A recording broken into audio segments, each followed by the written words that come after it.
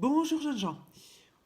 Dans notre dernière vidéo, nous avons parlé du monde de la campagne et des 80% de la population française qui y vivait. Aujourd'hui, nous allons parler des 20% restants, donc du monde des villes. Dans cette vidéo, nous allons beaucoup parler de la mobilité sociale et des activités sociales et un peu de la traite négrière. Pour ne pas nous perdre, nous allons définir ou redéfinir ensemble quels sont ces deux thèmes. D'abord, la mobilité sociale. Qu'est-ce que c'est? C'est la possibilité de changer un statut au sein de la société. Cela s'illustre, pour ceux qui en profitent, par un enrichissement et l'apparition de nouveaux pouvoirs au sein de la société. La traite, c'est le commerce des esclaves. La traite négrière, c'est donc l'achat d'esclaves capturés en Afrique et qui sont vendus pour être envoyés dans les colonies des Antilles et des Amériques. Donc pour parler des villes, nous allons voir trois grands thèmes en lien avec cette société des villes. D'abord, la hiérarchie sociale, assez ancienne. Deuxièmement, le dynamisme économique. Et troisièmement, les inégalités. Commençons alors par la hiérarchie sociale. Un des points communs entre la ville et la campagne. En effet, comme c'est le cas pour la campagne, la société de la ville est totalement hiérarchisée par la présence des trois ordres, noblesse, clergé et tiers-état. Les membres du tiers-état sont appelés les roturiers, c'est-à-dire ceux qui ne sont pas issus de la noblesse ou du clergé, d'où le nom de tiers-état. À la différence de la campagne, malgré tout, ces différences d'ordre sont visibles. En effet, à cette époque-là, les villes sont encadrées par des fortifications, des enceintes militaires, ce qui illustre le caractère militaire de la ville et donc la présence de la noblesse d'épée. Au cœur des grandes villes, on trouve les cathédrales. Une cathédrale, c'est le cœur battant de la vie religieuse dans une ville et qui est animée par le haut clergé, évêques, archevêques et cardinaux. Et dans toutes les villes, il existe de nombreuses activités économiques et sociales, d'où la nécessité du soutien envers les roturiers. Mais les activités d'économie, d'administration et d'assistance sont exercées par des agents venus des trois ordres, sans distinction. Et toutes ces activités, ça rapporte de l'argent et ça conduit à des privilèges que n'ont pas les campagnes, bien entendu. En effet, les villes disposent de leur propre administration, une sorte de gouvernement municipal, ce qu'on appellerait aujourd'hui un conseil municipal avec les maires. Ils disposent aussi d'une certaine autonomie financière vis-à-vis du pouvoir central du royaume. Ils ont la possibilité de prélever des impôts pour eux. Et tout ceci est possible parce que toutes les activités sont corporalisées. On a un fonctionnement en corps de métier. Corporation, si vous voulez. Et aussi en communauté. Chaque communauté dispose d'ordres sociaux, de règles de vie, de fonctionnement économique, et ils ont leur propre saint patron. C'est d'autant plus vrai avec les corps de métier ou corporations, que ceux-ci ont leur propre manière de fonctionner économiquement et leurs règles de fonctionnement de production, notamment en termes de relations, qui là aussi est hiérarchisée. Le maître, le compagnon et l'apprenti. Pour monter à un rang supérieur, il faut déjà avoir une expérience en tant qu'apprenti, quelques années, et passer des concours, des sortes de concours, et prouver sa valeur, et grâce à ça, on peut devenir compagnon. Ensuite, il faut voyager dans des autres corporations des mêmes métiers et s'enrichir pour devenir maître. C'est comme ça depuis le Moyen Âge, voire plus tôt encore. C'est le principe même de la relation interprofessionnelle. Tout ceci favorise les dynamismes économiques, car avec les règles et avec les fonctionnements économiques, on aboutit à un certain dynamisme de production, donc un certain dynamisme économique. Et ça rapporte, je le répète, car la hiérarchisation de la société se fait non seulement selon les ordres, mais selon les revenus. Revenus financiers et revenus en termes de propriété. En effet, dans tout ceci, on trouve 3 niveaux sociaux. Le premier niveau, les élites, le clergé, la noblesse, et la haute bourgeoisie, qui sont de très grands propriétaires et sont les plus riches. En dessous, on a les classes moyennes, la petite et la moyenne bourgeoisie, et enfin, le petit peuple, le reste de la population, commerçants et artisans, pour parler de la ville. Dans les colonies, on va encore plus bas.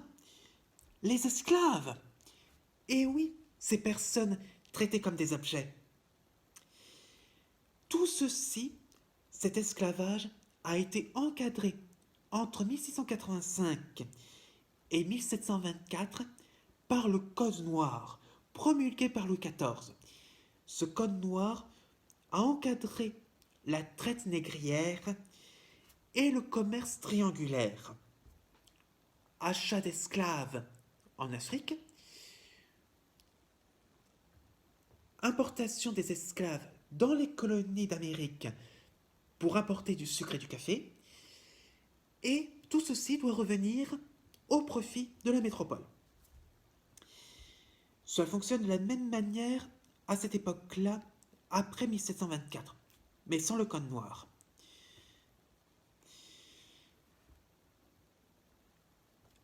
Et tout ceci est encadré par l'influence de la noblesse. Et oui, encore et toujours la noblesse.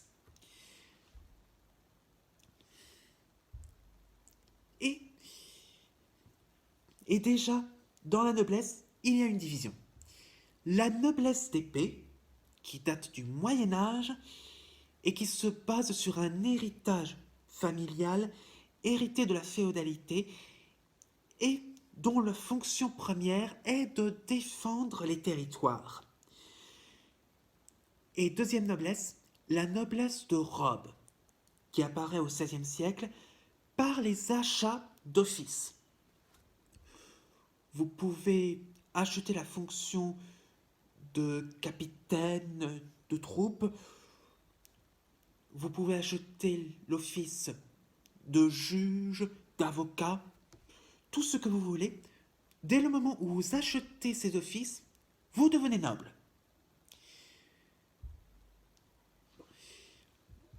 Mais il y a quand même quelques limites. Déjà, au niveau militaire, les hautes responsabilités et les grands grades militaires sont réservés aux vieilles familles de noblesse d'épée. Pour donner quelques que référence on a les Montmorency, les Artois, les Bourgognes, et ainsi de suite. Donc des grands noms de la haute aristocratie de noblesse d'épée. Et même si l'ordre ne le permet pas, ne l'autorise pas naturellement, certains nobles participent à des activités économiques et de grande production. Les manufactures, les verreries, et ainsi de suite, ainsi que des forges. C'est surprenant, n'est-ce pas, que l'on trouve des nobles dans les ateliers et les forges. Ce n'est pas naturel, pour nous aujourd'hui encore, parce qu'on n'a pas cette référence dans les esprits et dans les histoires qu'on raconte. Mais au XVIIIe siècle, c'était possible. Et en plus de ça, ça permet aux nobles de continuer à s'enrichir et à maintenir leur niveau. Et c'est ce que font les bourgeois. Tout ceci, tout cet apport économique, favorise un grand essor de la bourgeoisie.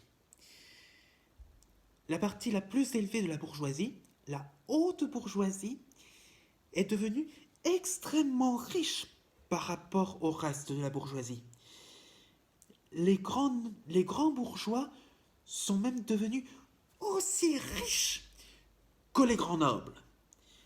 Ce qui fait qu'ils sont devenus assez riches pour acheter des offices plus ou moins importants. Ils peuvent par exemple accéder à tous les offices en lien avec la justice ou avec la gestion du territoire. Vous pouvez acheter des terres, ce qui peut vous anoblir. Mais dans tout ceci, retirons toutes les élites et la bourgeoisie. Que reste-t-il? Le petit peuple. Et le petit peuple représente plus de la moitié de la population des villes. Et ceux-ci ne possèdent rien. Rien du tout. Aucune propriété. Ils sont soumis aux aléas de la production économique. Et en cas de crise, ils peuvent tomber dans la pauvreté la plus extrême, voire être obligés de devenir mendiants pour survivre. La mendicité, c'est demander l'aumône, demander asile, demander de l'aide, tout simplement. Ce qui illustre de très profondes inégalités sociales au sein des villes, beaucoup plus marquées que dans la campagne. En tout cas, visiblement. Ce qui illustre de fortes tensions. Et là où il y a des inégalités, peuvent apparaître des rébellions, des révoltes. Les révoltes urbaines sont moins fréquentes que celles de la campagne et un peu moins longues. Assez souvent, ces révoltes sont surtout des résurgences et les conséquences de l'extension des révoltes des campagnes. Mais il peut y avoir des révoltes que l'on appelle des humeurs qui sont typiquement urbaines.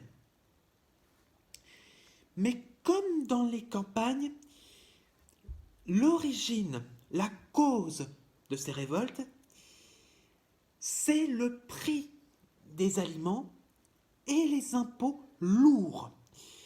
En cas de crise ou de mauvaise récolte dans les campagnes, même dans les villes, les produits alimentaires voient leur prix augmenter considérablement. Ce qui conduit à des tensions.